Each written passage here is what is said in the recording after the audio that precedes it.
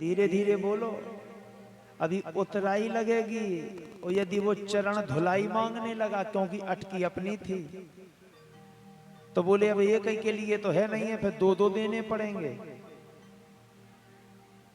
प्रभु आए, बोले केवट मांगो क्या चाहिए। केवट हाथ जोड़ के कहता है, प्रभु ये बताओ हमने किया क्या है जो आप हमें दे रहे हो। बोले भाई तुमने हमें पार लगाया है, तुमने हमें पार लगाया है। बोले कैसे पार, देखना। राम जी बोले उस पार से तुम हमें इस पार लाए हो, उस पार से तुम हमें इस पार लाए हो। तो केवट बोला कि इस ही पार तो आए हो,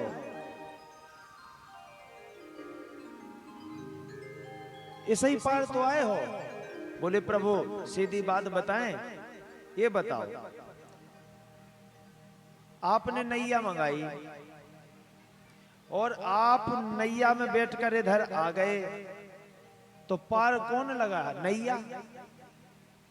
कहते ना नैया पार लगा देना, भगवान से क्या कहते, नैया पार लगा देना। तो प्रभु नैया तो आपने हमारी पार लगाई है, नैया थोड़ी आपकी थी। ये नैया किसकी थी, हमारी। और पार किसने लगाई, आपने। अब हम कैसे ले ले, नैया हमारी पार लगी, अब इसमें हम मांगे क्या आपसे। प्रभु जनक जी ने आपके चरण धोए थे मंडप के नीचे, तो आप दामाद बन गए। और हमें भी चरण पखारने का मौका मिला, और चरण पखारे जाते हैं दामाद के। सो प्रभु हमारे भी आप दामाद हो गए, अब दामाद से क्या पैसा लें।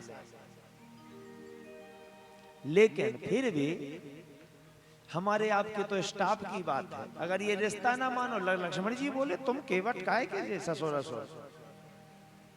केवट बोला कोई बात नहीं, स्टाफ की तो बात है। बोले कैसे, बोले नाई से ना नाई लेत, धोबी से ना धोबी लेत, और दे के कर प्रभु ये जाते ना बिगाड़ियो। कभी नाई नाई से पैसा लेता है, कोई कंडक्टर कंडक्टर से किराया लेता है, तो प्रभु हम आपसे कैसे ले लें। लक्ष्मण जी बोले तुम्हारी औकात अब ज्यादा बढ़ती जा रही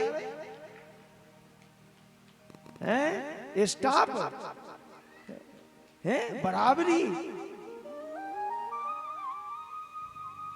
केवट बोला पहले भैया का समझा लो, नहीं तो फिर ऊपर करे आए इन्हें बिठा के, सो अकेले हिड़त रहे हो। बोले हम जो कह रहे गलत नहीं कह रहे, भैया से पूछ लो। लक्ष्मण जी बोले भैया भैया स्टाफ। रामचंद्र जी बोले है स्टाफ। अब लक्ष्मण जी का दिमाग खराब, कैसा है स्टाफ। केवट बोला सुनो, जो हम काम करते हैं वही आपके भैया काम करते हैं। लक्ष्मण जी बोले वो कैसे। बोले हम यहाँ इस सागर में नाव चलाते हैं, ये भव सागर में नाव चलाते हैं, दोनों का काम है नाव चलाना। जो हम किनारे पे नौका लगाते हैं, ये भी किनारे पे नौका लगाते हैं। अब विचार करना, सत्संग की घाट पे भगवान की नौका ही तो लगी है कि आप लोग आके बैठ जाओ, ताकि नौका में बैठ के भवसागर पार हो जाओ। है ना किनारे पे नौका, हम किनारे पे नौका लगाते, और तुम्हारे भैया भी किनारे पे नौका लगाते। हम भी कहते आ जाओ जिसको उस पार होना हो, तुम्हारे भैया भी कहते हैं कि आ जाओ जिसे उस पार होना हो। हम बल्ली लगाते हैं पानी ढेल, ये भी अपनी कृपा की बल्ली लगाते हैं। हमारे में भंवरे हैं तो इनके भवसागर में भंवरे हैं बेकारों की, हम दोनों चलाते हैं। हम पैसे लेते हैं तो ये श्रद्धा की मुद्रा लेते हैं। इसलिए एक काम करो, आज आप हमारे घाट आए हो, सो हमने आपको पार लगा दिया। जिस दिन प्रभु हम तुम्हारे घाट आए, सो तुम हमें भवसागर पार कर देना, सो हो गया हिसाब बराबर। अरे राम जी बोले भैया हम तुम्हें, लेकिन एक बात और है, हमारा काम भी है 10 गुना देना, हम भाई कुछ तो देंगे। तो पियहि कीसिय जान निहारी, मन मुदिते उतारी। देखो धन्य वो धर्म पत्नी, जैसे ही भगवान देने के लिए देखने लगे तो तुरंत जानकी जी बोली ये है ना मुंदरी, क्यों परेशान हो रहे, तुरंत। अरे बोले नहीं नहीं नहीं नहीं तुम्हारी नहीं। बोले ऐसे कैसे नहीं, यह तो आपकी, उस हाथ नहीं तो इस हाथ है तो आपकी, दे दो। आज की माता जी होती तो राम जी कितनी उंगलियां थतोलते रहते, पर आज की माता जी न देती। कई बार ऐसा अवसर आता भी है कि पति कहते हैं कि तुम्हें मायके की वो अंगूठी दे दो हमारा काम बन जाएगा। हाँ दे दे। तो देखो सीता जी ने तुरंत दी। आज की माता जी होती पहले तो वे कहती तुम ही निपटो और आ जाओ बन खा, और बड़ा शौक चढ़ो तो ना बन जावेगो, देव अब वो ना देती अपने, वो ना देती। और अगर देती, अगर पति को देती तो ऐसे ना देती कि ऐसे ना देती, ये तरीका भी चेंज होता है।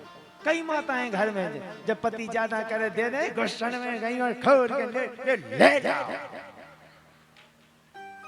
लेकिन वो पत्नी हो सकती, धर्म पत्नी नहीं हो सकती। पत्नियां तो हर घर में है, पर धर्म पत्नियों की बड़ी कमी है। धर्म पत्नी वही है जो धर्म के साथ चले, अपने पति की प्रसन्नता में अपनी प्रसन्नता को रखे।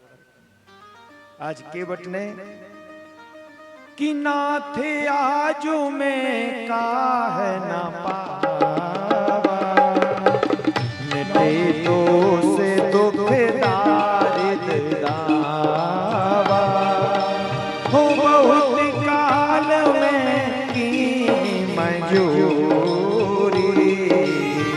आज दिन दिल बल भूरी, अब कछुनात न चाहिए मोरे, दीन बंधु अनुग्रह तोरे, फिर दीवार मोहि जो प्रभु देवा, सो प्रसाद में सिर धर देवा। जय सिया राम जय जय सिया राम, जय सिया राम जय जय सिया राम, जय सिया राम जय जय सिया राम, जय सिया राम जय जय सिया राम, जय सिया राम,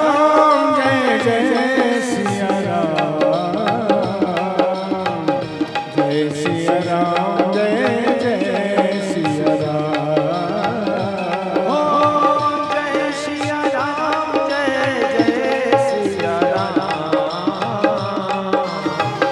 जय सिया राम जय जय सिया राम,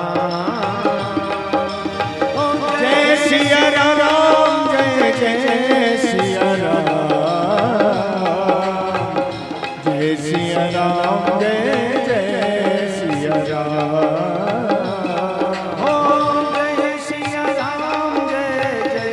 सिया राम। सभी लोग जय सिया राम जय जय सिया राम। बोलिए राम राजा सरकार की जय। आज सुमंत को लौटा दिया। सुमंत ने आकर के बड़े दबे कुचले पांव आए, रात्रि भर हिम्मत नहीं पड़ी जाके कैसे महाराज दशरथ को मुख दिखाऊं। सुबह चुप के दबे पावन आए और महाराज दशरथ बस राम राम राम। सुमंत ने आके जब बताया कि वो नहीं लौटे, वो वन चले गए हैं, तो वही महाराज ने हाय राम कह के और शरीर छोड़ दिया। आज वशिष्ठ जी ने सूचना भेजी तो ननिहाल में भरत जी थे अपने भाई शत्रुघ्न के साथ, वहां से आए। पता चला कि मेरी माता ने बड़ा दुख हुआ, तरह तरह की बातें अपनी माँ से की। और वशिष्ठ जी ने कहा कि भाई तुम्हारे पिताजी की इच्छा थी कि तुम राजपद भोगो। भरत जी ने कहा ना गुरुदेव, यदि मैंने राज भोगा तो लोग यही समझेंगे कि इसमें भरत की कोई चाल है। भरत जी कौशल्या जी के यहाँ जाते हैं और कहते हैं कि माँ तुम्हें लगता होगा कि मेरी इसमें कुछ चाल है, मेरा कुछ इसमें षड्यंत्र है, तो जो गौ हत्या का पाप लगता हो वो मुझे लग जाए। यदि मेरे मन में एक भी इच्छा अगर राज्य को भोगने की हो। तरह तरह की सौगंधें खाते हैं और रोते हैं। कहते हैं ना, सूर एक ही उदय होता है, भैया ही राजा बनेंगे अयोध्या के। आज लौटाने के लिए भरत जी चले। रास्ते में निषाद ने अपनी सेना लेकर, लेकिन जब हृदय से लगाया और देखा कि भैया रो रहे हैं, आगे का मार्ग बताया। जब भरत जी विचार करना, भगवान जब वन में थे तो भूदेवी माने पृथ्वी से कह रहे थे कि सुनो मेरा भाई आएगा अभी इसी रास्ते पर, एक कंकड़ नहीं लगना चाहिए उसे। तो भूदेवी बोली प्रभु आपके इतने कोमल चरण हैं कि एक कंकड़ से भय है आपको? बोले नहीं। तो बोले आपके भैया इतने कोमल हैं, भरत के चरण इतने कोमल हैं कि वो एक कंकड़ की पीड़ा भी नहीं बर्दाश्त कर सकते। राम जी बोले नहीं, उसके चरण तो बहुत वज्र के समान हैं। तो भूदेवी बोली फिर कंकड़ से समस्या क्या है? भगवान बोले अगर भरत के चरण में एक कंकड़ लग गया तो वो छाती पीट पीट कर रोएगा। भूदेवी बोली इतनी पीड़ा होगी कि आपके भरत को? बोले वो अपनी पीड़ा से दुखी नहीं होगा, भरत के चरण में जब एक कंकड़ लगेगा तो वो इसलिए रोएगा कि मेरे भैया को भी ऐसी पीड़ा हुई होगी, कितने कंकड़ों से पीड़ा हुई होगी। ये है राम और भरत का प्रेम। अब देखो समय बहुत कम है, कथा बहुत है, तो अब संक्षिप्त स्पर्श करेंगे और आगे बढ़ेंगे। भरत जी गए और राम जी से तरह तरह से विनती की, पर राम जी ने एक ही बात कही कि कर्म मार्ग में पथ मत बदलना, जिस पे चले हो उसी पर। अंत में भरत जी ने भी स्वीकार किया, चलो ठीक है। तो राम जी ने खड़ाऊं दे दी। अच्छा खड़ाऊं क्यों दी? ध्यान रखना, जिसकी चप्पलें जहां पड़ी होंगी लोग कथा सुन के अपनी चप्पलों के पास अपने आप पहुंच जाएंगे, चप्पलें नहीं आएंगी आपके पास, आप चप्पलों तक पहुंच जाओगे। सही है कि नहीं? भरत जी बोले इसलिए इनकी खड़ाऊं ले लो। सो भैया कहां जाएंगे? भरत जी सिर पे खड़ाऊं रख कर आए नंदी ग्राम गुफा में। भरत जैसा त्याग, राम जी तो बाध्य थे अपने पिता की आज्ञा में, पर भरत जी स्वतंत्र थे, वो चाहते तो राज कर भी सकते थे। लेकिन नंदी ग्राम गुफा में भैया की खड़ाऊं रख के पूजा करने लगे। खड़ाऊं से आज्ञा लेके राज करते थे, पर रात्रि में शयन करने के लिए नंदी ग्राम गुफा में जाते थे। वलकल वस्त्र पहनकर भरत भी साथी पे सोते थे। एक दिन की बात है, कौशल्या जी बोली श्रुत कीर्ति तू अभी जाग रही है, जा अपने पति के पास। बोले नहीं माता हम यहीं। अरे जा पति के पास। बोले पति कौन है घर में? कहां गया शत्रुघ्न?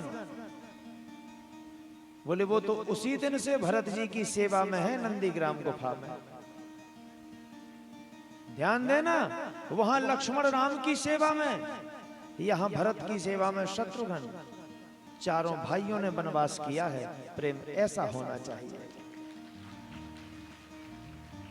ऐसा प्रेम होना चाहिए, तब रामराज जाता है। एक कष्ट भोग रहा, 3 घर में आनंद कर रहे हैं, तो राम राज्य कहां से आएगा? वो नहीं आ सकता। तो एक भजन हो जाए, क्योंकि भजन की डोज बहुत जरूरी है। हम लोग भी भगवान से प्रार्थना कर लें कि केवट की नैया तो लगा दी पार, अब हमारी भी लगा देना।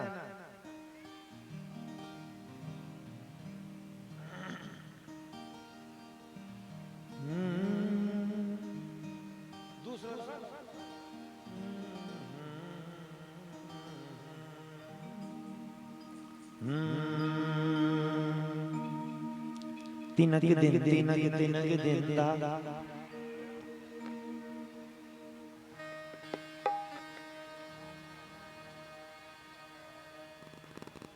na na na na na na na na na na na na na